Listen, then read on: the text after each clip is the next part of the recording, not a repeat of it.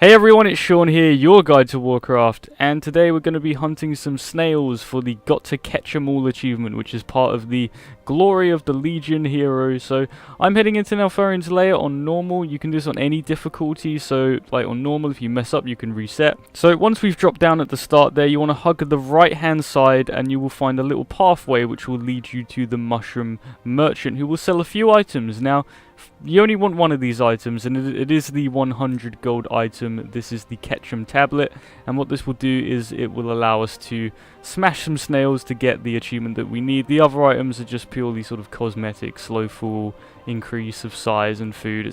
We only want this item here, so you're going to have to drop 100 gold for this. Now, first snail is located in this lake, so well, you might be familiar with this. You get a little extra action button to throw a fish. You want to get to here. I've slowed it down and you can see a little snail on top of that mushroom. You want to hit this with that ability.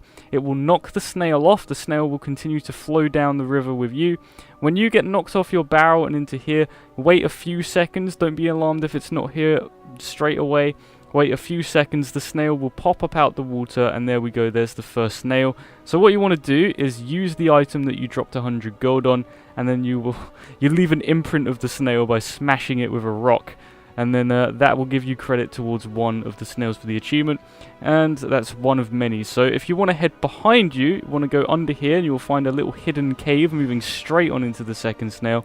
This one, in my opinion, is probably the most difficult. So, as you can see, he seems to conjure some lightning underneath him. You can't really seem to taunt him or get him out of there. And there is a massive trash pack to the right. And you want to be careful with AoE. You don't want to damage the snail. So I just waited patiently for it to come out of its path into a position where I could kill it. The third snail is not too far ahead. If you look at the map, you can see a little hidden pathway leading off into a dark area with a cave. It is very dark and very orange, and not somewhere that you typically would go when running the dungeon. You want to head into this cave, and at first look, there isn't really a snail, but hidden in the shadows there, you can target another one of the snails. Nicely hidden, this one. I do like it when they have, you know, we've already seen a hidden cave, now we've got another hidden cave. The Neltharian's Lair is very good at hiding stuff.